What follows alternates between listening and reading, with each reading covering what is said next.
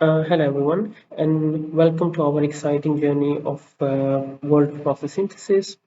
My name is Dr. Salman Shahid. I'm a lecturer at Chemical Engineering Department, and I, with the help of Dr. Veni, will be delivering this unit to you in this semester. So let's have a very brief look at the introduction to this unit and what kind of topics we will be covering and what kind of assessments you will be having in this semester. So in this unit, we will look at the bigger picture of how things flow in a process like reactions, separating substances, recycling, and saving energy. To understand this, we will use what you have learned in your degree so far and what you will be learning in this semester. So the design project which you will carry out in the next semester is sometimes known as a capstone course or a project in your degree in which you normally use a full set of knowledge that you gained so far in your program. And process synthesis is highly relevant to your design project and to your integration of knowledge and skills from the degree program so far. So the aims for this project are to help you develop an understanding of what a chemical process synthesis is, how we can design that process, and then look into the evaluation and optimization of that finalized design. This unit will also serve as an opportunity for you to propose a pitch project that you want to do it in the next semester. Okay, but there will be more detail provided about it in the coming lectures.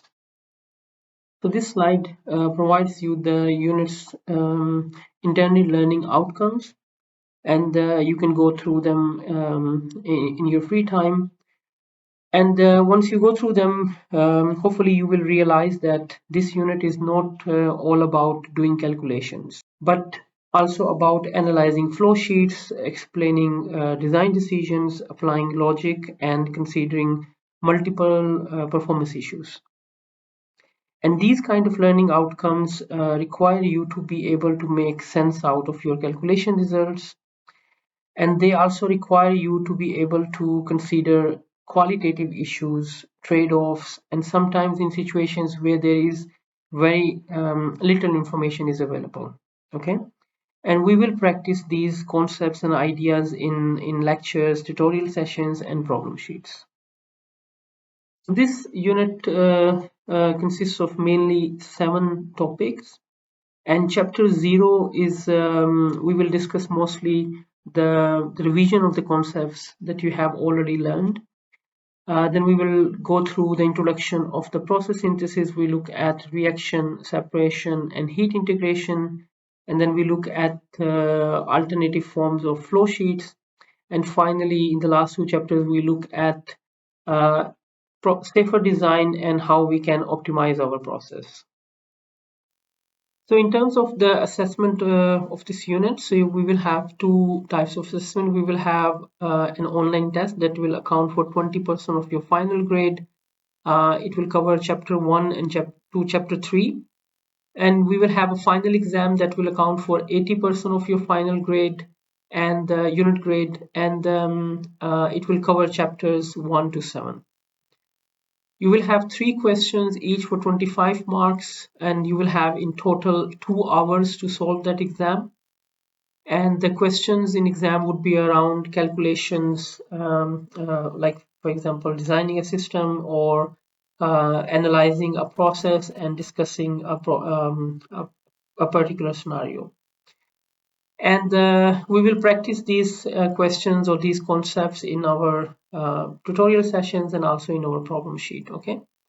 And also on Blackboard, if you have a look, there is a folder called exam preparation that contains the exams from past few years, and the answers are not provided, so you can try to solve them as you move along this unit. Please be aware that the syllabus has changed with time and personnel as well. So if you see some questions that seems very far from what you have been learning this year, then it is quite likely that the unfamiliar material is no longer in the syllabus. Okay, so please remember that. So this unit will be delivered in blended learning. It means that some part of the material would be delivered online and some part will be in person. The core concepts will be delivered in pre-recorded asynchronous video format that you should watch before you come to the corresponding synchronous session, okay, where we will go through some worked problems and exercise problem sheets. My aim is to have the chapter material available to you by the week before timetable session on Monday. Okay, so some material in this unit can seem quite abstract, and I think that the application of the concept is really helpful for developing an understanding of more abstract concepts. Okay, and that we will be doing in the tutorial sessions. The problem sets for each chapter are very important, and they are actually the main way for preparing for your test and the final exam. We will be using a couple of textbooks for this unit.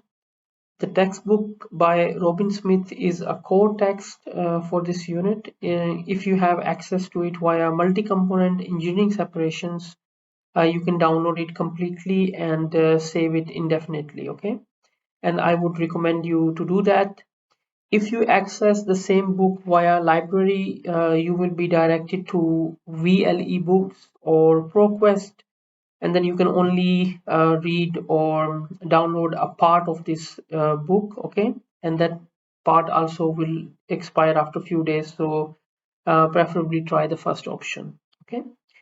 And the other book is Chemical Engineering Design by Sinnott and Towler, and that is another very valuable journal design related resource that you can use. You can access this book via library, and that is not restricted, okay, so you can keep it in your system. This slide emphasizes that there aren't easy shortcuts to succeeding in this course unit because of the higher level of learning outcomes that are needed.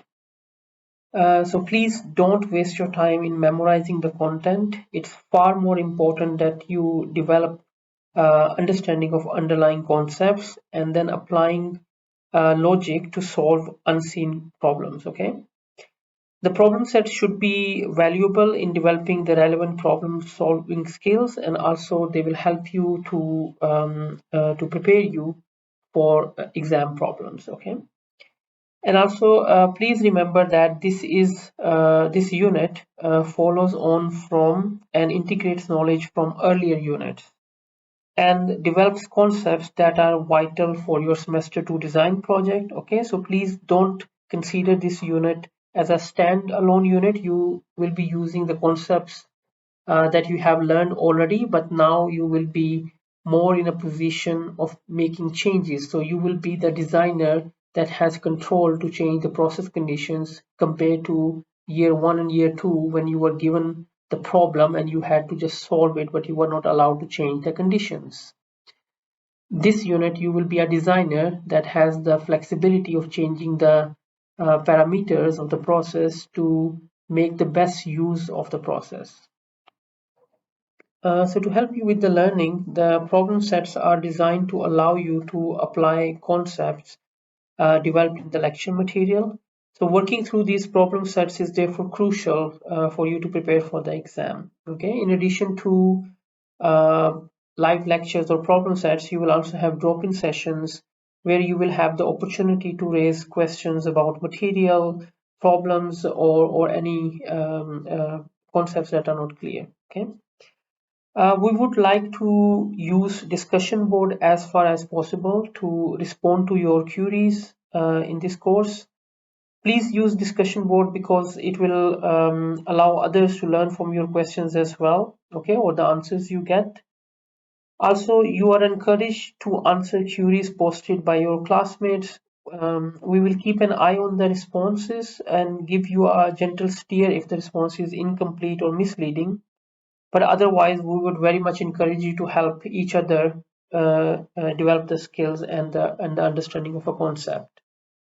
So this slide gives you an idea how the material will be organized on Blackboard for all the chapters. So for each chapter, you will have a pre-recorded video available to you on Blackboard, and it will be uploaded on Monday, a week before the actual synchronous session. And then once you have the synchronous session, the podcast from the synchronous session will be available to you on Blackboard in the folder, in the chapter folder. Okay, and finally you will have the problem sets. So problem set questions will be available to you with the pre-recorded material, but the solutions of this problem set will become available after the podcast, okay, after the live session.